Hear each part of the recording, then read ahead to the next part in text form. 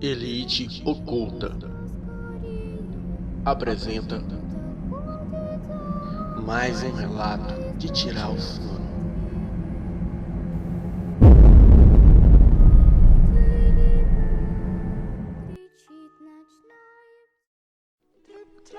Existem 3 tipos de demônio. O primeiro é a fera que nasce da escuridão, na calada da noite, aonde a lua é o seu guardião. O segundo demônio é imaginário.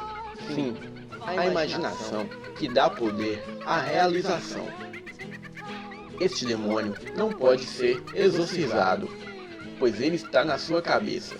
É apenas a sua imaginação. O terceiro e o pior dos demônios se chama ser humano.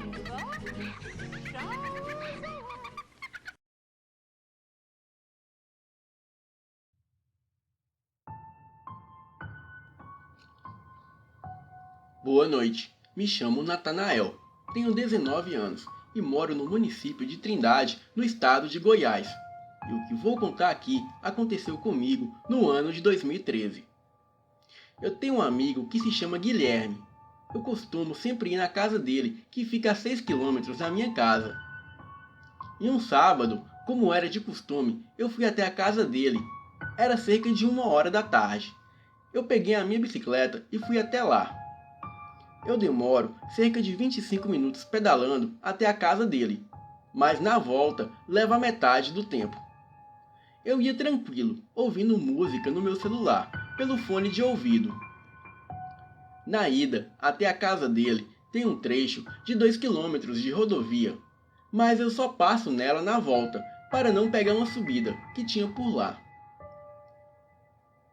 Cheguei na casa do Guilherme, passei a tarde toda lá, jogando videogame, jogando no celular, vendo vídeos e séries, entre outras coisas.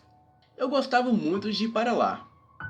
Logo foi ficando tarde, já eram cerca de 19 horas da noite, e eu já sabia que estava quase na hora de ir embora.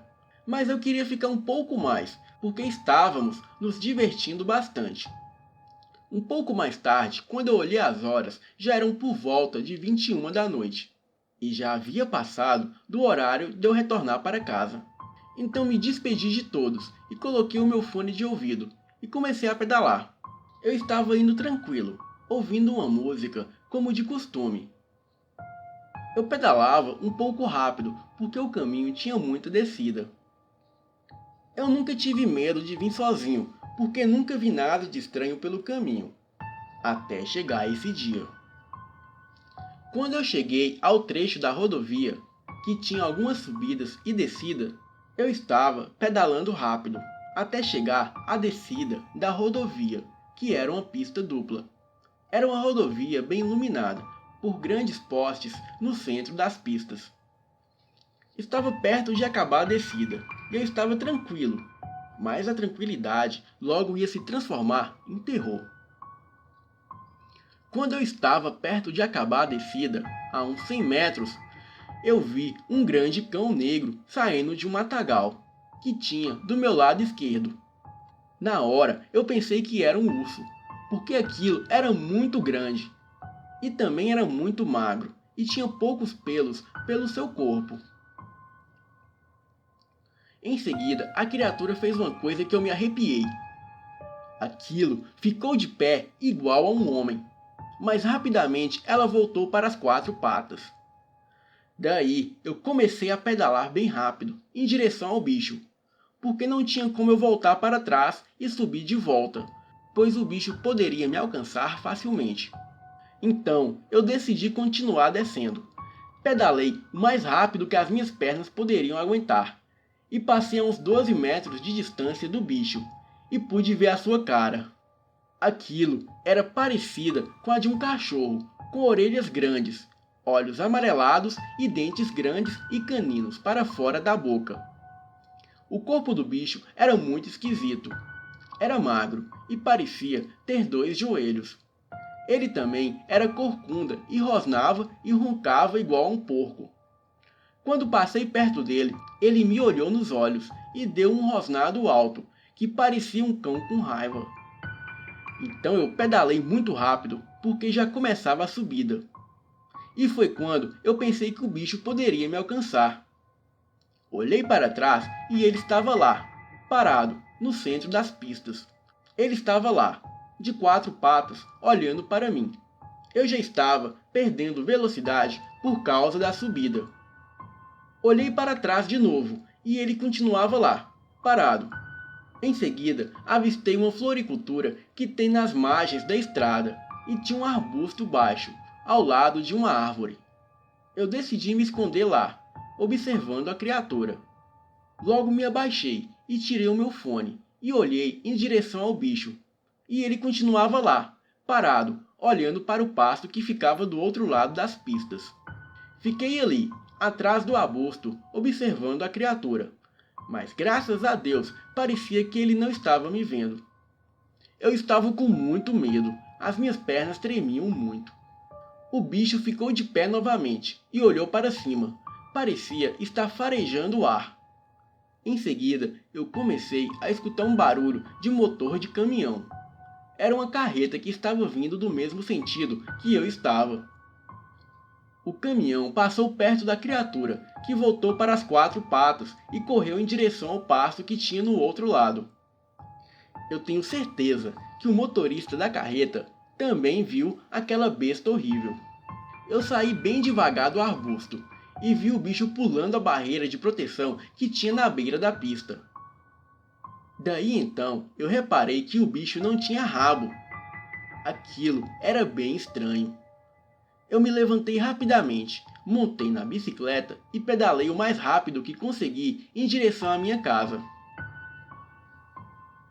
Quando cheguei em casa, eu falei para minha mãe e para o meu avô o que eu tinha acabado de avistar.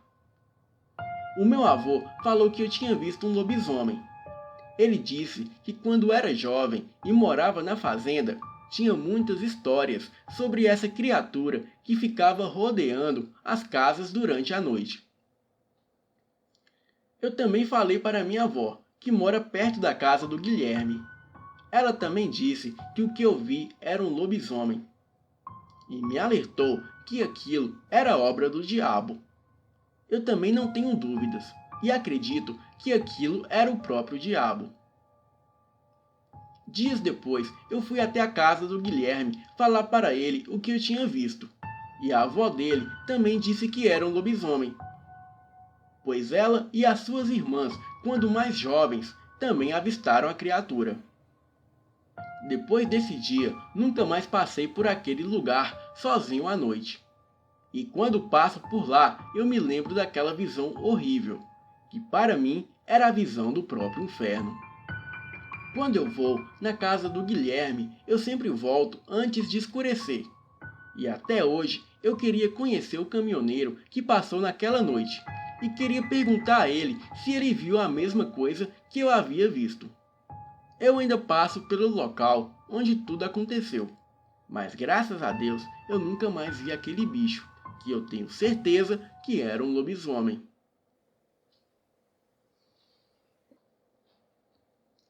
A herança do lobisomem. Olá, venho através deste conto relatar todos os acontecimentos vividos pelo meu pai. O nome dele é Sebastião Severino, nascido em 1915. Hoje ele tem 103 anos e, apesar da idade avançada, ele se mantém lúcido, vigoroso e saudável. Nascido em uma família de 6 irmãos, sendo 3 mulheres e 3 homens, o meu avô morreu quando meu pai ainda era bem pequeno, e a sua vida sempre foi muito difícil. Ele fumava desde moço e começou a trabalhar com fumo de plantio, até o consumidor final. Ele mesmo plantava, processava, transportava e vendia. Naquela época, o transporte era feito por tração animal. Cavalos e jumentos, dependendo da distância, levava dias de viagem na estrada de chão. Quando viajava muitas vezes, ele parava para passar a noite debaixo de uma árvore frondosa. Descarregavam os animais e amarravam redes nos galhos mais fortes. Geralmente ele levava ajudante, que era um rapaz de confiança. Ele tinha um revólver, um punhal e uma espingarda de cartucho. Quando já estava perto de amanhecer, se levantavam e iam embora. Foi em uma dessas viagens que o rapaz, que costumava ir junto com ele, adoeceu muito, com febre alta. Ele teve que ser internado e ficar em observação. O meu pai não podia voltar sem ele e ficou hospedado em um quarto. À noite, tinha os tocadores de viola no local e juntava uma multidão, e ele se misturava no meio do povo para ver de perto toda a agitação. Passado 3 dias, o rapaz teve alta, e então organizaram a volta para logo cedo, como gostavam de fazer. Aconteceu que, pensando que já estava perto do dia clarear, se levantaram, arrumaram tudo rapidamente e ansiosos para chegar em casa, e nada do dia clarear. Ninguém dizia nada. O meu pai coçou a cabeça e deu uma risada. O rapaz olhava para um lado e para o outro, e foram ficando cada vez mais assustados, sem saber o que estava acontecendo. Os animais na frente, e eles dois atrás, até que notaram que eles tinham pego um caminho totalmente diferente do de costume. Daí eles pararam, sem saber se continuavam ou voltavam para trás. Eles deram uma volta, tentando reencontrar o caminho.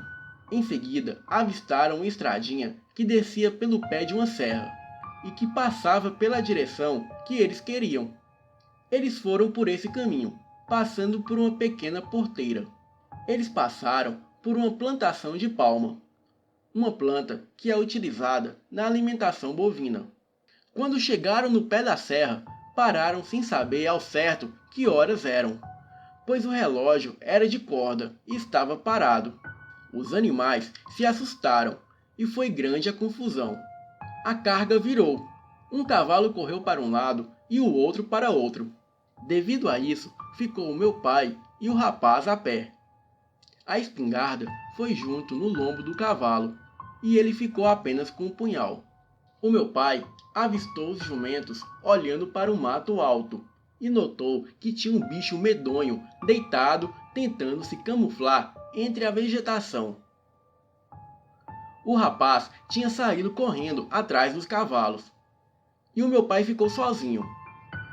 Um dos burros começou a relinchar de tanto medo. E foi nesse instante que a criatura se levantou e ficou sobre as patas traseiras e soltou um longo uivo arrepiante.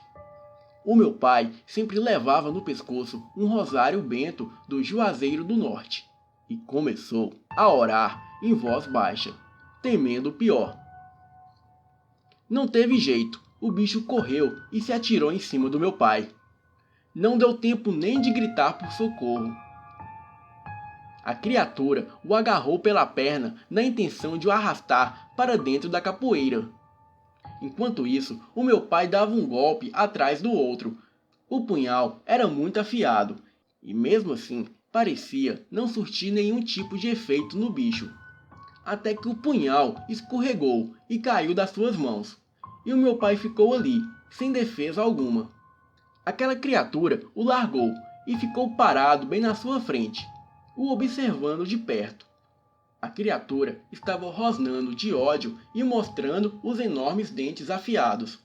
Aquilo estava furioso por terem perturbado o seu sossego. Muito ferido, ele viu jogado a alguns metros dele uma carcaça abatida. Parecia de um bezerro e estava sem a cabeça. O mato estava todo revirado. A criatura estava ali, se alimentando da sua caça, pois o meu pai, sem saber, cruzou seu caminho. Em seguida, de longe, veio o rapaz gritando com a espingarda na mão. Como ele não viu o meu pai, ele começou a atirar. Um tiro passou zunindo bem perto do meu pai. A criatura se encheu de ódio e se estremeceu tanto que espumava pelos cantos da boca. Aquilo parecia que já havia sofrido com disparos de armas de fogo antes, e saiu correndo com tudo para cima do pobre rapaz. O meu pai ficou ali, tentando encontrar o punhal, no meio do mato rasteiro. Em seguida, o meu pai começou a ouvir os gritos desesperados do rapaz, misturado com os ranger de dente do bicho. Nisso, o meu pai tirou o rosário do pescoço e segurou firmemente, e foi lentamente na direção de onde o rapaz estava caído. Ainda agonizando, o pobre rapaz tentava desesperadamente dizer alguma coisa, mas o sangue, em quantidade, o impedia. Ele agonizou, tentando puxar um último fôlego de vida, e morreu ali mesmo. O meu pai, chorando muito, já havia perdido as forças para lutar, e estava crente que seria o próximo. Mas, por sorte, o dia já vinha raiando, e os primeiros raios de sol começaram a surgir no horizonte. E ele se viu muito aliviado. O meu pai levou um bom tempo para conseguir colocar o corpo do rapaz sem vida atravessado no lombo do cavalo, e com muita dificuldade ele conseguiu retornar. Tentou se explicar e narrar os fatos e as cenas de pavor que tinha presenciado, tentando descrever quem foi o agressor que os atacou na estrada e tirou a vida daquele pobre garoto de apenas 18 anos. Porque para as autoridades se tratava de um animal que nunca ninguém havia visto naquela região. No hospital, os médicos estudavam que tipo de criatura poderia ter força suficiente para causar os ferimentos. A suspeita caiu em uma provável onça pintada, de tamanho excepcional, ou algum outro animal semelhante de um tamanho avantajado. Só que o meu pai conhecia muito bem uma onça, e sabia que de forma alguma nenhum dos animais silvestres da zona da mata tinha condição de ter agido daquela maneira. O caso ficou em aberto por um tempo e acabou sendo arquivado. Então decidiram se mudar para longe. O meu pai começou a sofrer de terríveis pesadelos, e quase todas as noites ele ficava atormentado. E sempre que adormecia, era visitado em seu sono pela terrível criatura. Com o tempo, os seus ferimentos sararam e ficou apenas leves cicatrizes, que era a lembrança daquele dia fatídico. E desde então, ele começou a notar que algo estava diferente, que ele tinha de alguma forma mudado o seu metabolismo. Estava mudando de tal modo que ele deixou de fumar e se agitava só com o cheiro. Ele passou a tirar cochilos durante o dia e era muito mais ativo durante a noite, já que pelo certo era todo mundo ir dormir logo cedo. No mais tardar, às 21 horas, já era para todos estarem deitados. O meu pai não tinha mais sono. Passava as noites em claro e só dormia mesmo bem de madrugada. Ele notou que estava crescendo muito mais pelos em seu corpo e um crescimento acelerado das suas unhas dos pés e mãos. O apetite por carne cada vez maior. A sua força física ficou extraordinária. E ele não sabia mais o que era cansaço ou fadiga. Deixou também de utilizar os seus óculos de grau e começou a chamar a atenção de todos pelo seu vigor.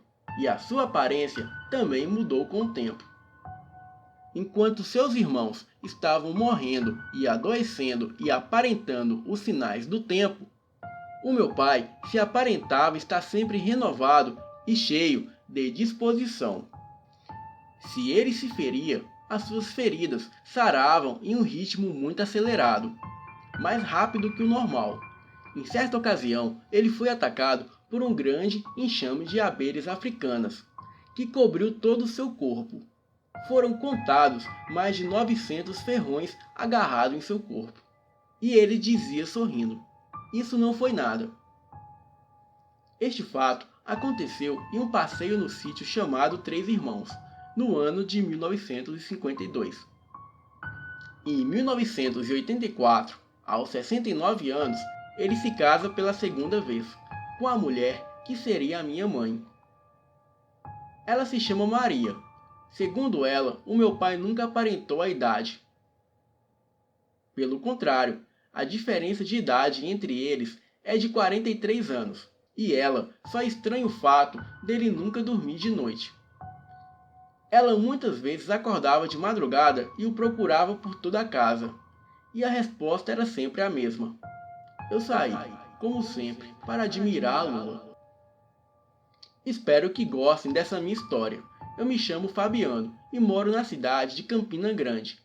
Eu cresci ouvindo muito dessas histórias, grandes feitos e aventuras, realizada pelo meu pai, herdeiro do sangue lobisomem. Boa noite.